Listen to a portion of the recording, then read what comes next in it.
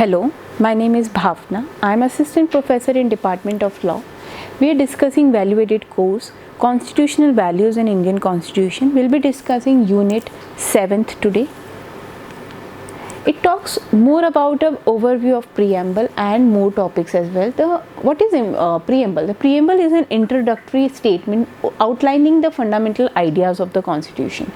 Significant, it reflects the collective will of the people and sets the tone for the entire Constitution.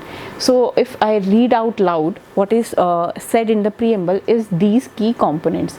We the people of India establishes citizen as a source of authority, sovereign, socialist, secular, democratic republic, defines the nature of this Indian state, justice, social, economic and political, commits to justice on all forms, liberty of thought, expression, belief, faith and worship, protects individual freedoms, equality of status and opportunity, ensures equal treatment for all, fraternity, assuring the dignity of the individual, promotes unity and dignity. If conclusion I say about the preamble guides the Constitution interpretation and embodies India's aspiration for a just and inclusive society.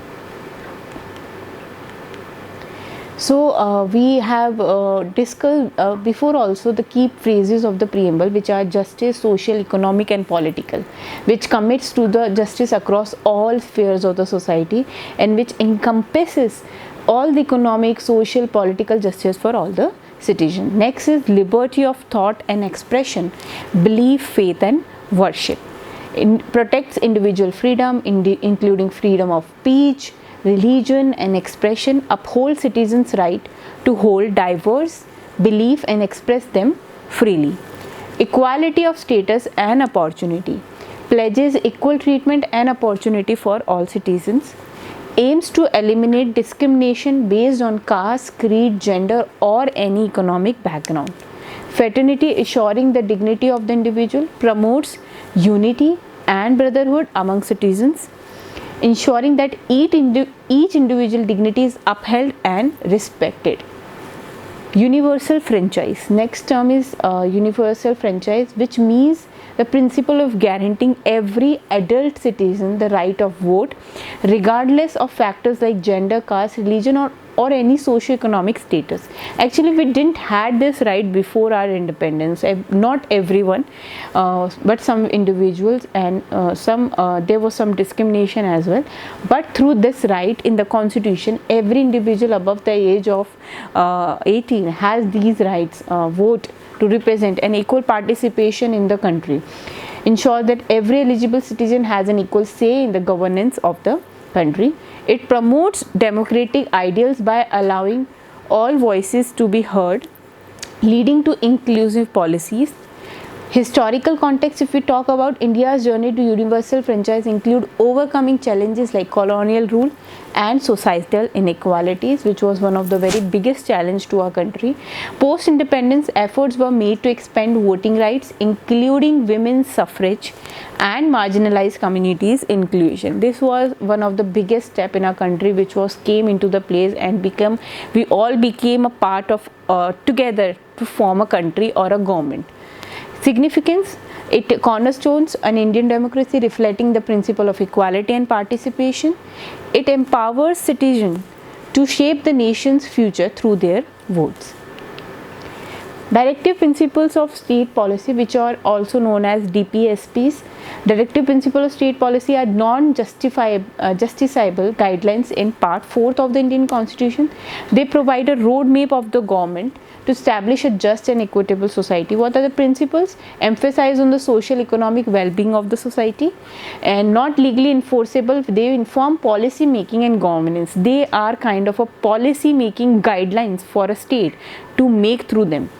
And balancing rights and duties of an individual and allowing collective welfare of the society, encourage government to create policies that benefit the marginalized and vulnerable individuals.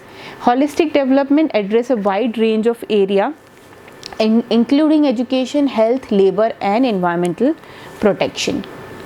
Socio-economic justice. DPSV also talks about the social economic justice, which focus on the equitable distribution of resources and opportunities, emphasizing reducing inequalities in income, wealth and standards of living, promoting equal wage for equal work, which was one of the very big problem in the area of trade and work environment. I would say policies ensuring fair wages and preventing exploitation, aim to eliminate gender based wage disparities and improve working condition. And I strongly believe, being a woman also, that there is still a stigma right now in our society where gender based discrimination or disparities are still happening. But I would not say that I have been a victim of that, but I can see or sense that into the society. But things are getting improved day by day, minimizing inequalities, encourage the state to bridge the gap between the rich and the poor, and socioeconomic disparities to build a more equitable society. Right of workers. What are the rights of the workers? It emphasizes safeguarding the labor right, ensuring fair treatment, and encouraging such policies that prevents the exploitation and promotes workers' welfare. Human working conditions should be free from the exploitation and abuse. Well-being of the worker and dignity in all sectors should be prioritized, and there should be no exploitation of labor, especially in informal sectors. Aim to ensure fair wages, safe workplace, and reasonable working hours. Promoting social justice. DPSP align with the broader objective of achieving social justice, elevate the status of laborers, enhance their economic and social well-being. Education and welfare. What is education and welfare? Free and compulsory education. Advocated for the free compulsory education for children, and I think every common person knows that we have a right to get education till the age of 40, and it's free of cost in our country. Ensure accessibility and quality education to all, especially the marginalized, and promoting welfare and weaker section, and especially emphasizing on the weaker section which need a more social assistance and opportunity for their own advancements. Health services, for the good health services for all the citizens, and creating an accessible healthcare system, improving public health. Holistic development, overall societal development, addressing education, health and welfare. And India's commitment to building a well-rounded, inclusive society. Environmental and cultural heritage. It also talks about the environmental protection, importance of protecting and improving the environment, encouraging policies for sustainable development, conservation of natural resources, preservation of cultural heritages, which are historical monuments, sites and cultural heritage, and preservation of India's rich culture diversity as well. This is also a part of preservance of heritage. And promoting scientific temper. Scientific knowledge and temper should be promoted, and rational and evidence based approach in decision making should be included in the process, because rational thinking is also helps in a growing society. Tradition, preserving the tradition and heritage of the country and advancement of society, but as well as commitment to harmonizing between the traditions and the progress. In conclusion, Indian Constitution preamble and directive principles of state policy form the bedrock of democratic framework, encapsulating its core work and aspiration. The preamble eloquently outlined the nation's commitment to justice, liberty, equality, and fraternity. Universal franchise ensure that every citizen's voice is heard, embodying the essence of democracy. The directive principles provide a roadmap for the government to create a just society, addressing socio-economic disparities and safeguarding individual rights. Together, these principles underscore India's dedication to inclusivity, equity, and the welfare of its citizens. They guide the nation's ongoing journey towards realizing social economic justice, fostering unity, and nurturing a harmonious coexistence between tradition and progress.